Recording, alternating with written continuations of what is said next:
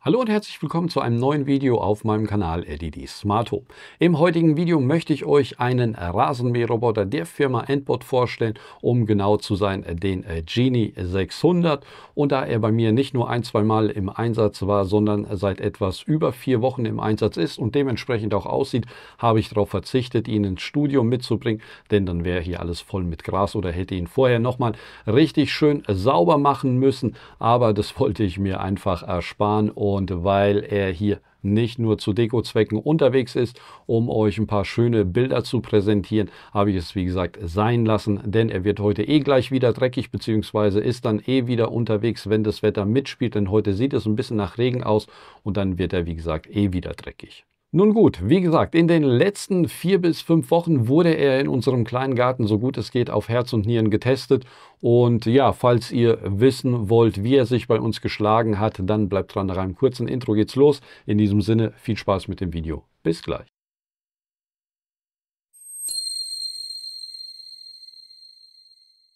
Schön, dass ihr dran geblieben seid. Ja, bevor ich loslege, nochmal der obligatorische Hinweis. Die Firma Endbot hat mir den Rasenmäherroboter zum Testen zur Verfügung gestellt, aber keinerlei Bedingungen gestellt, außer dass ich das Teil nach dem Test wieder zurückschicken muss. Aber sie haben mir ausreichend Zeit gegeben, um den Genie 600 zu testen. Um genau zu sein, fährt der Genie jetzt seit etwas über 4 Wochen bei uns im Garten rum und mäht 2- bis 3-mal die Woche die Fläche.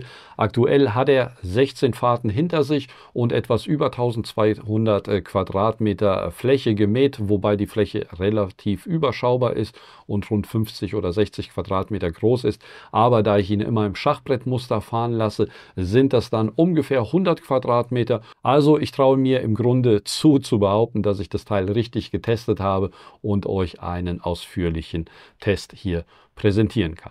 Okay, dann möchte ich zuerst mal mit ein paar technischen Daten und ein paar Highlights starten. Zuerst mal, der Endbot Genie benötigt kein Begrenzungskabel, sondern er navigiert per GPS und RTK-Antenne und durch diese RTK-Antenne kann er bis auf wenige Zentimeter genau navigieren. Außerdem verfügt er über 4 Kameras, die ihm dabei helfen, seine Umgebung wahrzunehmen, und dadurch kann er zum Beispiel erkennen, wo Rasen ist, wo irgendwelche Gegenstände auf dem Boden liegen und ob irgendwelche Hindernisse im Weg sind. 2 der Kameras befinden sich auf der vorderen Seite und jeweils 2 befinden sich rechts und links auf der Seite. Außerdem verfügt der Genie 600 über eine KI-Hinderniserkennung. Das heißt, es sind verschiedene Objekte trainiert worden bzw. eingespeichert worden und dadurch fährt er nicht über Gegenstände, die versehentlich auf dem Boden vergessen wurden oder ähnliches. Den Genie gibt es in mehreren Ausführungen. Ich habe hier die kleinste Version, da die Rasenfläche nicht sehr groß ist, heißt den Genie 600.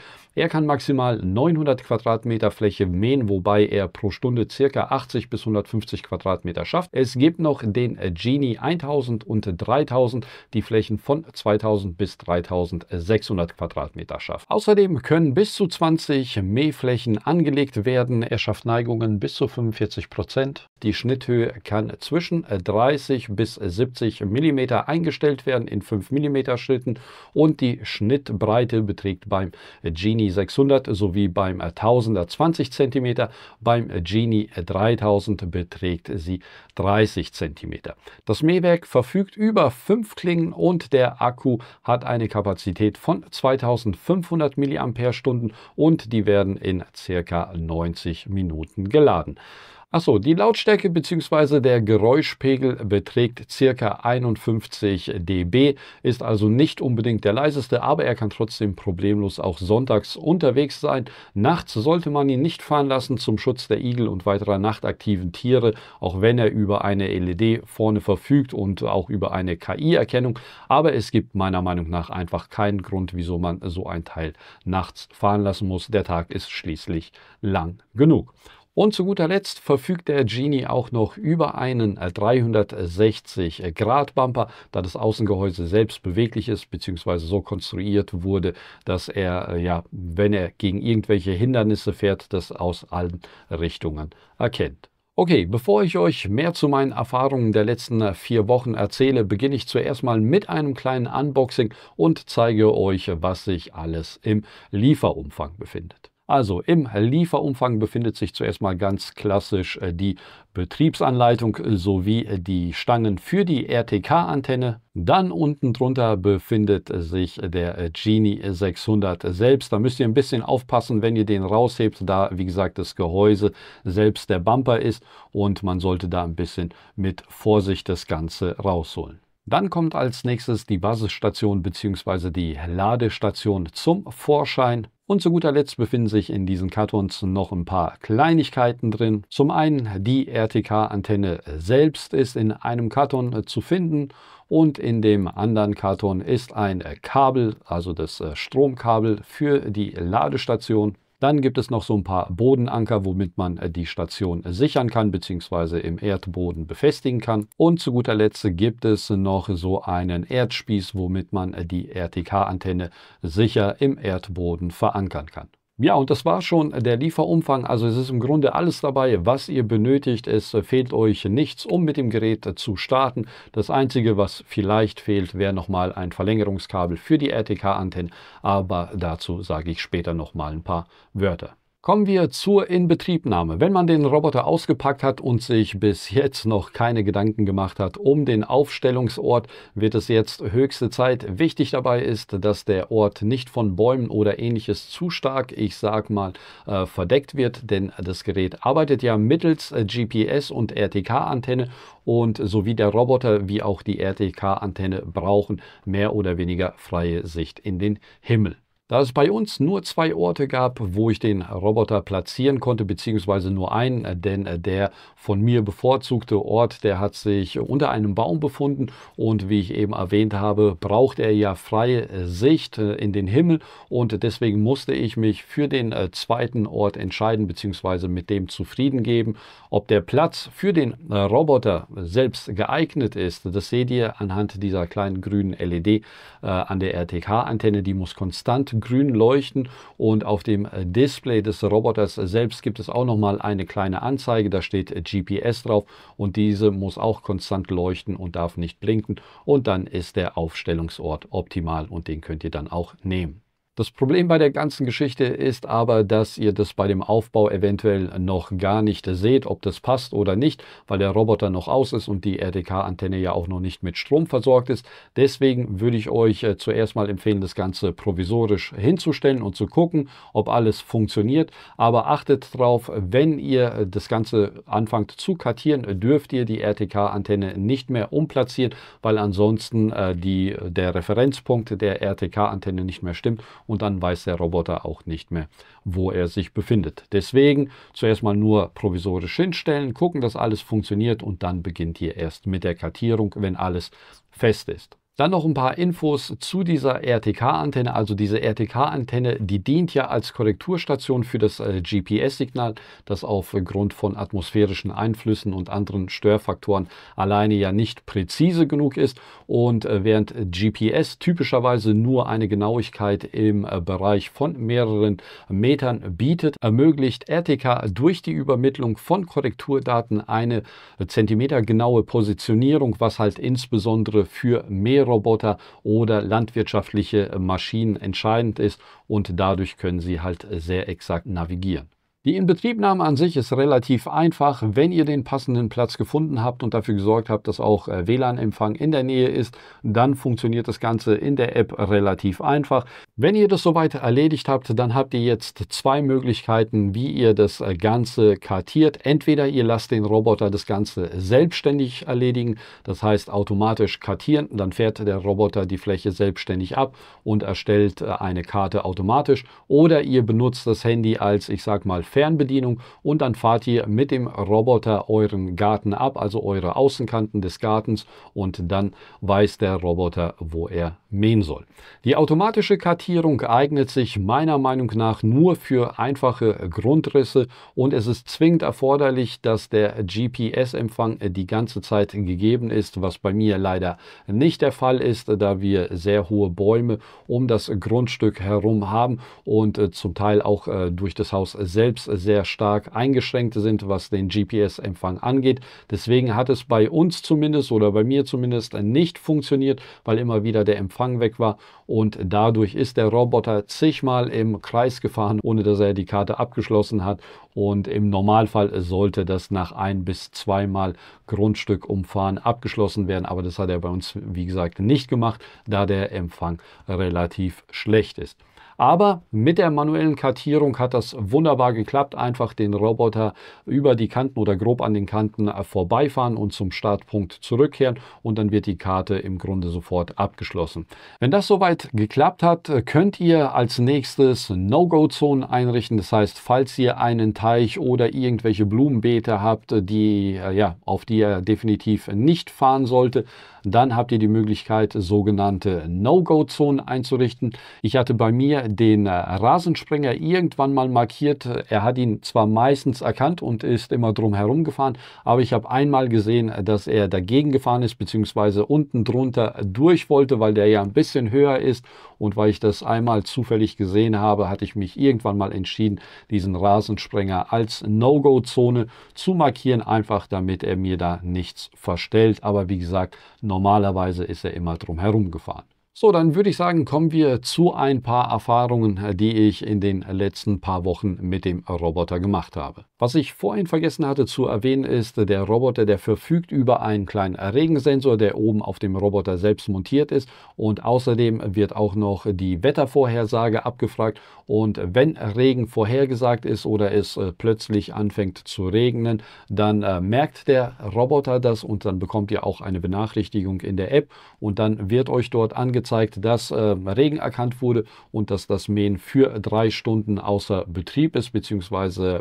verzögert wird. Wie das Ganze aussieht, blende ich euch hier mal ein, denn ich hatte es jetzt ein paar Mal schon, dass diese Regenfunktion angesprungen ist, und dann habe ich jedes Mal diese Benachrichtigung in der App bekommen und dann später hatte ich ihn dann nochmal manuell gestartet, wo es dann wieder trocken wurde und dann konnte er weiterarbeiten. Ich habe das Ganze auch mal mit dem Gartenschlauch getestet, einfach um es euch mal live zu zeigen, denn nicht jedes Mal, wenn es angefangen hat zu regnen, stand ich mit der Kamera daneben. Wie das Ganze aussieht, wenn man ihn mit dem Gartenschlauch mit Wasser nass macht, das seht ihr in diesem Video hier. Also das funktioniert auch und ist alles, wie es sein sollte.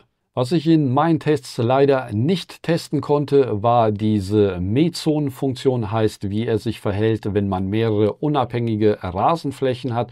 Genauso konnte ich die Funktion mit den Rasenkanten überfahren nicht testen, da wir überall relativ hohe Randkantensteine haben, was natürlich für das Mähen nicht wirklich optimal ist, und dadurch bleibt bei uns immer so ein kleiner Streifen übrig. Der Abstand bzw. die Fläche, die da nicht gemäht wird, ist ich sag's mal so, relativ groß. Es sind halt ein paar Zentimeter, das heißt einmal die 5, 6, 7 Zentimeter, ich habe es jetzt nicht im Kopf, vom Mähteller bis zum Roboter Außenseite, und dann bleibt ja immer noch mal so ein paar Zentimeter übrig, weil der Roboter nicht an der Wand entlang schrammt, um alles genau zu mähen, und deswegen bleiben immer ein paar Zentimeter übrig. Wie viel es genau sind, blende ich euch hier mal ein, habe es mir nicht notiert und habe es jetzt gerade nicht im Kopf, wie viel es genau sind. Aber ihr seht es im Video, es bleibt definitiv was übrig. Aber das war bei mir auch mit dem Handrasenmäher, wenn ich gemäht habe, ist da auch immer irgendetwas übrig geblieben.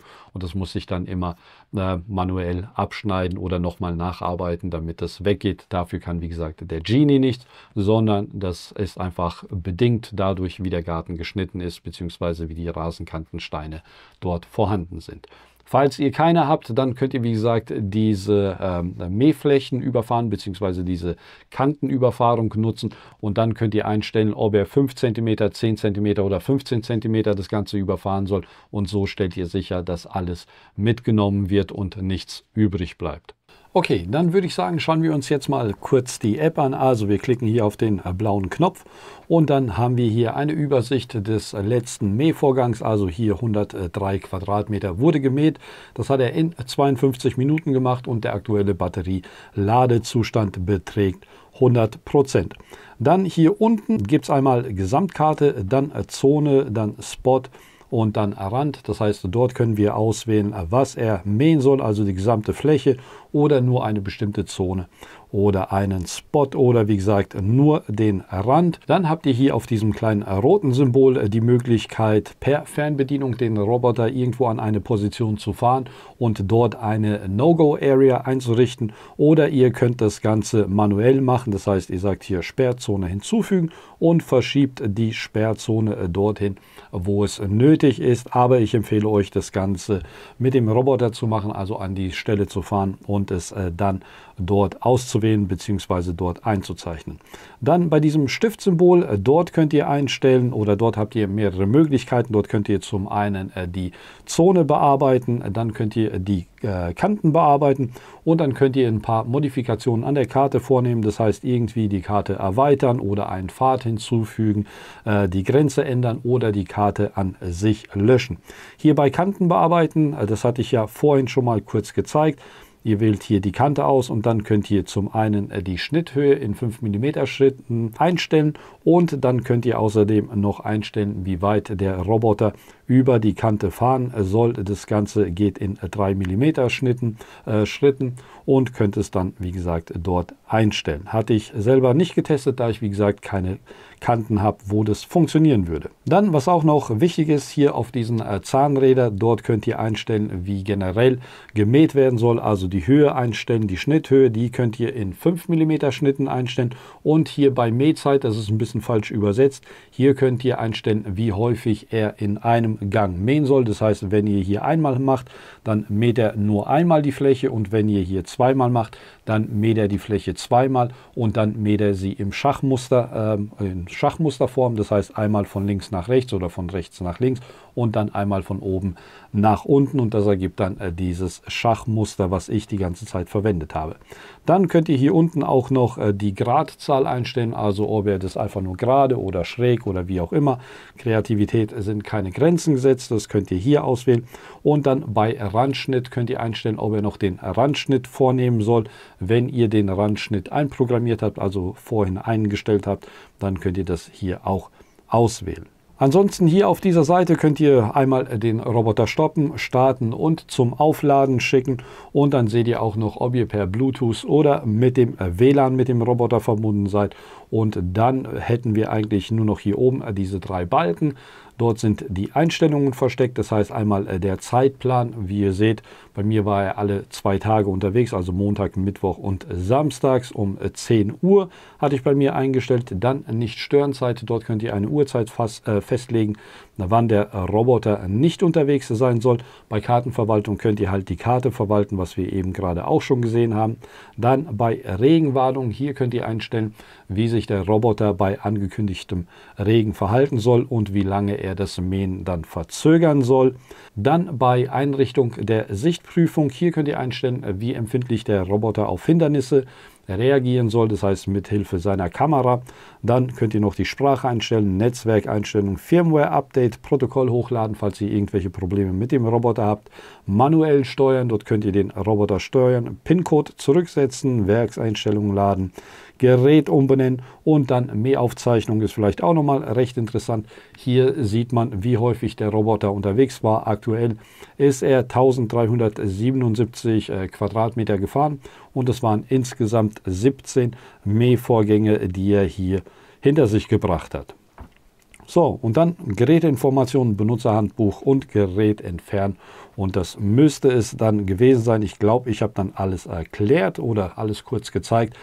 Die App ist recht übersichtlich, es gibt nichts Kompliziertes, es ist ein Rasenmäherroboter und ich denke mal, das müsste soweit reichen. Okay, bevor ich jetzt zu meinem Fazit komme, noch mal ein paar Infos zum Gerät selbst und vor allem auch mal zum Thema Akku, denn das ist, glaube ich, gar nicht mal so unwichtig. Das Modell heißt ja eigentlich Genie 600, was eigentlich darauf schließen lässt, dass er für 600 Quadratmeter ausgelegt ist. Aber wie vorhin erwähnt, ist er mit 900 Quadratmeter angegeben. Ich vermute, das ist die maximale Fläche, die man in der App anlegen kann. So ist es zumindest bei einem anderen Hersteller, den ich kenne. Dort wird immer die maximale Fläche angegeben, die man anlegen kann, und dann ist das Modell danach benannt. Okay, das macht jetzt das Thema mit den 900 Quadratmeter nicht unbedingt besser oder viel einfacher, denn der Hersteller gibt ja an, dass der Genie 680 bis 150 Quadratmeter pro Stunde schafft. Und um auf diese 900 Quadratmeter zu kommen, müsste er eigentlich zwischen 6 und 11 Stunden unterwegs sein und geladen werden. Muss er ja zwischendurch auch noch. Deswegen gehe ich mal davon aus, dass dieser Wert 900 Quadratmeter auf 24 Stunden bezogen ist und dass er vermutlich in 24 Stunden diese 900 Quadratmeter schaffen würde. In meinem Praxistest war das eigentlich immer so, dass er im Grunde diese 105 Quadratmeter oder 100 Quadratmeter in 50 Minuten geschafft hat und dann war der Ladezustand der Batterie noch irgendwo zwischen 15 und 20%. Das heißt, das ist das, was er bei mir in meinem einfachen Garten unter reellen Bedingungen geschafft hat. Okay, dann kommen wir zu einem weiteren wichtigen Punkt und das ist die Hinderniserkennung. Da der Genie 600 über 4 Kameras verfügt, sollte man meinen, dass die Hinderniserkennung besonders gut ist. Und ja, was soll ich euch sagen? In meinen Tests hat sich das auch bestätigt. Alle Gegenstände, die bei uns im Garten ab und zu rumliegen könnte, hat er ohne Probleme erkannt und ist drumherum navigiert und hat super funktioniert. Das bedeutet jetzt nicht unbedingt, dass man wahllos irgendwelche Sachen auf dem Boden liegen lassen sollte und darauf vertrauen sollte, dass es immer zu 100% klappt. Aber falls man doch mal was vergessen sollte, ist die Wahrscheinlichkeit, dass alles gut geht, sehr groß. Ja, neben den ganzen Kameras und der KI verfügt ja der Genie 600 auch noch über eine 360 Grad Kollisionserkennung. Das heißt, das Gehäuse ist, ich sag mal, schwebend gelagert und sobald er aus irgendeiner Richtung mit irgendetwas kollidiert oder irgendetwas gegen ihn stößt, dann bleibt der Roboter sofort stehen bzw. dreht um oder fährt nicht weiter. Und das ist auch nochmal ein wichtiger Punkt, denn er hat keine Augen im Rücken und wenn er mal rückwärts irgendwo dagegen dotzt, dann versucht er nicht mit Gewalt irgendwie dagegen zu fahren, sondern er stoppt, fährt wieder nach vorne, dreht sich um und tut alles dafür, dass er nicht irgendwie wie ein Wilder dagegen fährt. Kommen wir zu meinem Fazit. Also ich finde, der Genie 600 hat bei uns in unserem kleinen, einfachen Garten sehr gute Arbeit geleistet. Er hat sich fast keine Aussetzer geleistet. Er hat zwar kleine GPS-Aussetzer gehabt durch die hohen Bäume, die wir bei uns hier haben, um das Grundstück herum. Und auch das Haus und die dazugehörige Hecke haben ihm ein bisschen das Leben erschwert. Aber im Grunde hat er immer die komplette Rasenfläche gemäht. Hängen geblieben ist er bei uns auch nirgendwo, aber er hat auch nirgendwo wirklich die Möglichkeit gehabt, irgendwo hängen zu bleiben, denn der Garten ist, wie gesagt, relativ einfach bei uns geschnitten. Was mir besonders gut gefallen hat, war die Hinderniserkennung und die einfache Einrichtung. Und in den Wochen, wo er bei uns hier rumgefahren ist, hat er mir auf jeden Fall sehr viel Arbeit abgenommen und der Preis des Gerätes hält sich ja auch noch in Grenzen und ich finde, das Preis-Leistungs-Verhältnis ist hier absolut stimmig. Wenn es nach mir geht, dürfte er auch nach Ende dieses Videos weiter sich bei uns um den Rasen kümmern. Einen Kritikpunkt habe ich aber dennoch und das ist diese RTK-Antenne bzw. das Kabel. Ich verstehe nicht, wieso der Hersteller nicht einfach ein 2, 3, 4, 5 Meter langes RTK-Kabel dazu gibt. So ist es auf jeden Fall etwas blöd, denn man ist überhaupt nicht flexibel. Das heißt, die RTK-Antenne muss man unbedingt dort positionieren, wo sich die Basisstation befindet. Und das ist nicht immer der Ort, der am besten für eine solche RTK-Antenne eignet. Deswegen eine Bitte an den Hersteller, legt doch einfach dieses Kabel bei und dann ist jeder Kunde zufrieden und muss sich nicht nochmal zusätzlich um dieses blöde RTK-Kabel kümmern und nochmal eins separat bestellen. Einfach dazulegen und alle sind happy. Ansonsten, was ich auch noch ein bisschen blöd finde, fällt mir gerade ein, ist, dass man keinen wirklichen Griffpunkt hat, wo man den Roboter anheben kann. Das heißt, wenn der Roboter irgendwo sich befindet und man möchte ihn irgendwie durch die Gegend schieben oder mal anheben, dann kann man nicht einfach ans Gehäuse greifen und ihn hochheben, weil das schwebend gelagert ist und das ja auch noch gleichzeitig als Kollisionserkennung dient.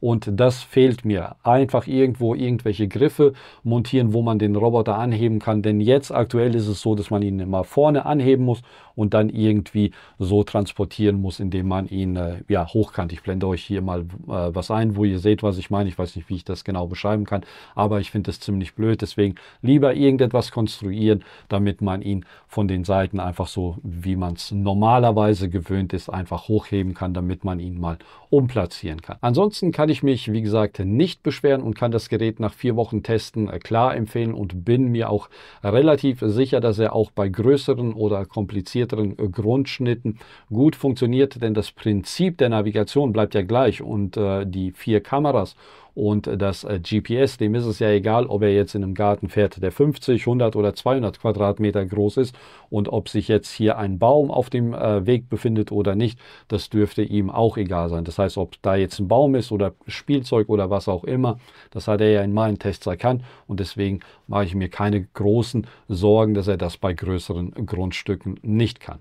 Was außerdem auch noch für ihn spricht, ist der in Anführungsstrichen günstige Preis, denn mit rund 900 € für den Genie 600 macht man definitiv nichts falsch und in der Preisklasse gibt es ja nicht wirklich viele Alternativen, die genau das bieten, was der Genie 600 einem bietet. In diesem Sinne, falls ihr Interesse an dem Gerät habt, dann schaut mal in die Videobeschreibung. Ich versuche noch ein paar Rabattcodes vom Hersteller zu bekommen und würde die dann in der Videobeschreibung verlinken. Und dann bleibt mir im Grunde nur noch zu sagen, viel Spaß mit dem Endbot Genie 600, 1000 oder 3000, je nachdem für welchen ihr euch entscheidet.